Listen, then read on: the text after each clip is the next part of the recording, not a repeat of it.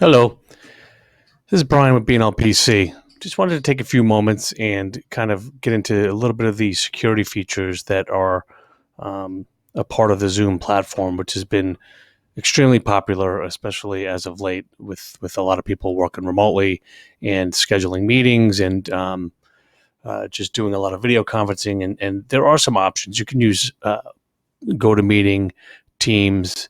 One of the more popular ones is Zoom, and there's been some.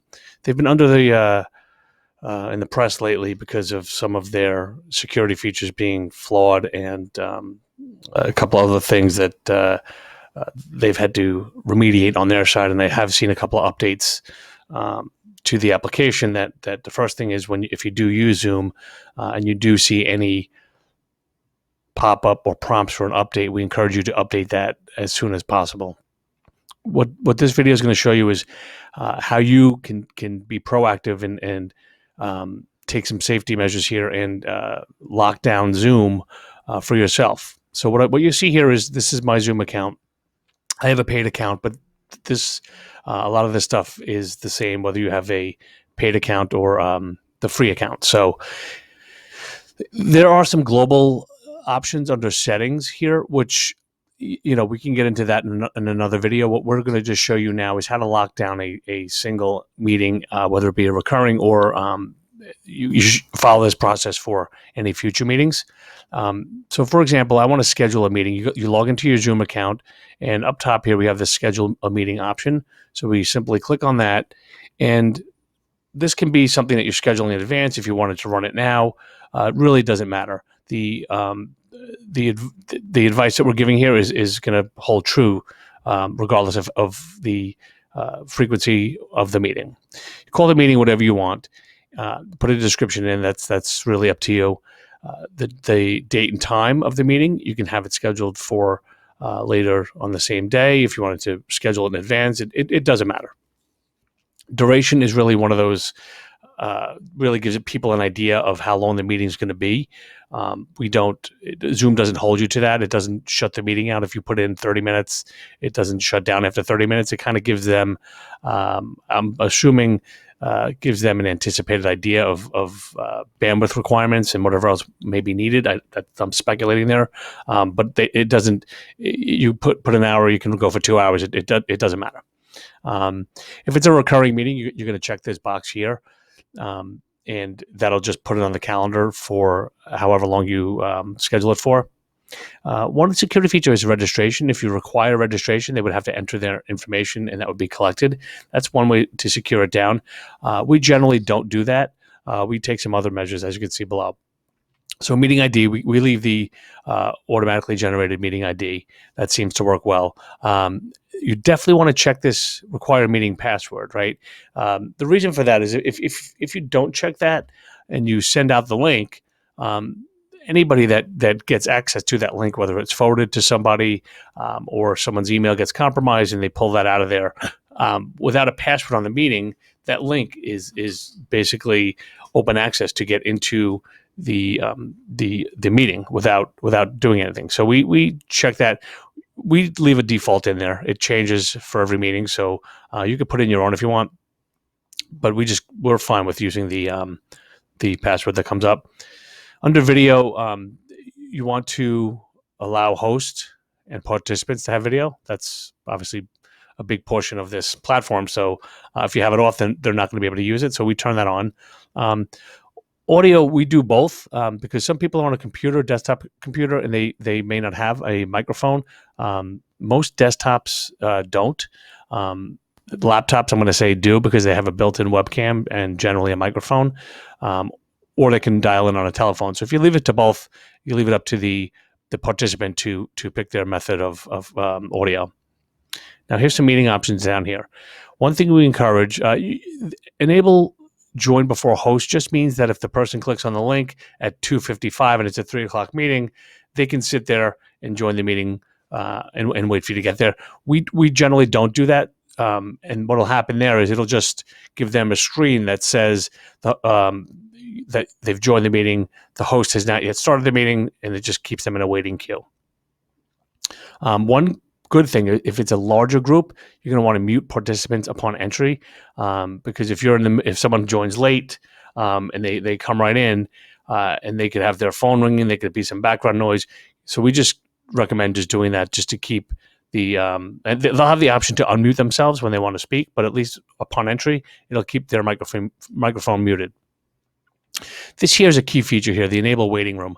What that does is, regardless of how many people you have joining your meeting, they'll sit in a queue, and you, as the host, will have a screen with everybody's name in a waiting room, and you will click on them one at a time and allow them to enter the meeting.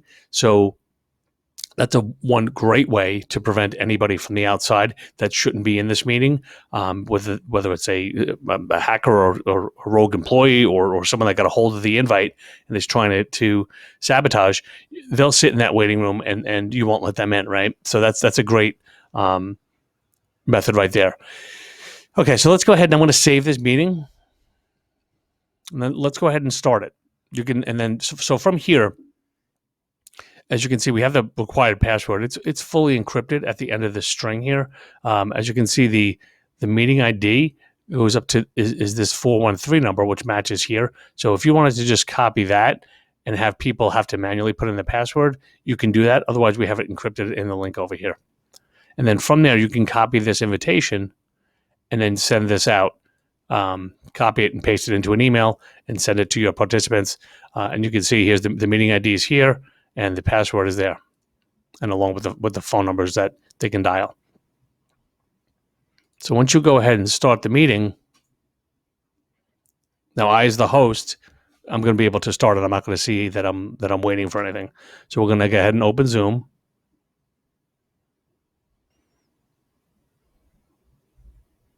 Okay, so on this specific computer I'm on, there is not a camera, so you'll just get my profile picture. And you can see here, I don't have audio at all on this remote computer. So for now, I'm going to go ahead and close this window, or we can click on the phone call, and that's what people would dial in if their computer didn't have a microphone. If it was a desktop computer, like I mentioned before, if it didn't have a microphone or speakers, this would tell them that it failed to detect the microphone, which is a good thing. And then they would know to go ahead and click on the phone call, and then they can dial in and put in the meeting ID along with their participant ID, and then it's going to ask for the password. I'm going to go ahead and close that. So right now, I'm in the meeting, and so there's a couple of things we want to do here too. Down here, you can start your video if you had a camera. That would just go ahead and give you a view of yourself and whoever else is in the meeting. And a couple of things we want to quickly go over. If someone did get in the meeting that was either not invited by you and possibly forwarded by somebody else, what's going around now is people are hijacking meetings and then sharing their screen with whether it be inappropriate content or just being annoying and doing things that we'd like to prevent. So screen sharing is a great tool in Zoom, because I'm able to share my screen to all of the participants. So if I want to go over, if I'm doing a webinar, if I'm doing any type of training, we can share that content and everybody can view it on their screen.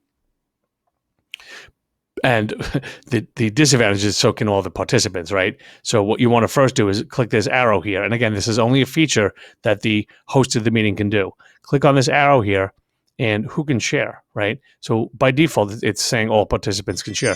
So we're going to say only host and just leave it at that. If people start to need to share their screen, we can go in here and put it back and allow them to share their screen. And that's, so we recommend doing a new meeting each time rather than keeping that same invite, because that invite will work until that meeting is deleted by you. So you want to make sure that when the meeting ends, you go ahead and you can delete that meeting. What we don't see here, I'm going to try to show you. So right now the participants are here because I'm the only one in there. I'm going to try to see if I can invite somebody else to this and just show you how that looks. Let me go here. Give me 1 second. If I invite, let me copy the invitation. See if I can do it from a different machine over here.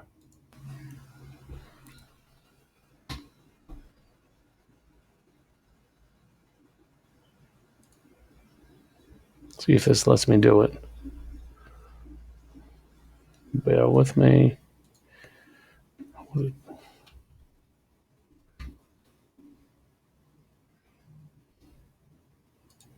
Copy the URL and go here. Sorry about that. I should be able to join on this end.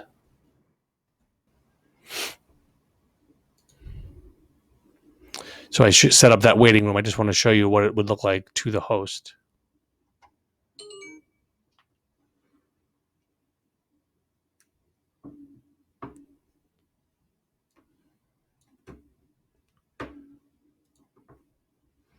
Okay, so now this is what I would see as a participant.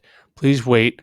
The meeting host will let you in soon. So I am, as a participant here, I am in the waiting room, unbeknownst to me. So while I sit in the waiting room, me as the host on my screen, I see one person is waiting. And this will be however other many people you have invited to the conference. They'll be waiting here. So then simply what I can do is I can, as the host, I go here. I can either remove them from the queue or I can go ahead and admit. So now the participant sees me as the host, and then this is the participant there. And then on the host side, here's me as the host, and here's my guest here. And then gallery view. I don't know if you guys what it wants to do by default is whoever's speaking will take up the full screen with the video, and everyone else will be tiled around here. I prefer gallery view, and it kind of lays them out in more of a Brady Bunch type fashion, so you could see everybody on the screen at the same time. And one other thing I'm going to suggest is once you have all of your participants in the meeting, there's an option in the corner here, I believe. Hold on. Yeah, I don't know if you can see it here. These three dots, and again, this is only for the host to do. These three dots. You have this lock meeting, and here's your other options that we talked about. So we do have the waiting room enabled because we put that on the meeting requirements. But this lock meeting, I click that right now. So right now the meeting is locked. So if I know everybody's there, I've taken one additional security measure. I've locked the meeting, and what that means is even if someone has the meeting ID and the password, they're still not getting into this meeting. The meeting has been officially locked. We're not accepting any more participants. So that's just one other way to go ahead and secure the meeting. And we're going to get into some other default settings that you can do, because you can set Zoom up, the application itself, to kind of predefine any of these settings by default. This way, when you create a meeting, all those options are already checked and outlined for you, so you don't have to do it for every single meeting. All right. Thanks again, and we'll talk soon.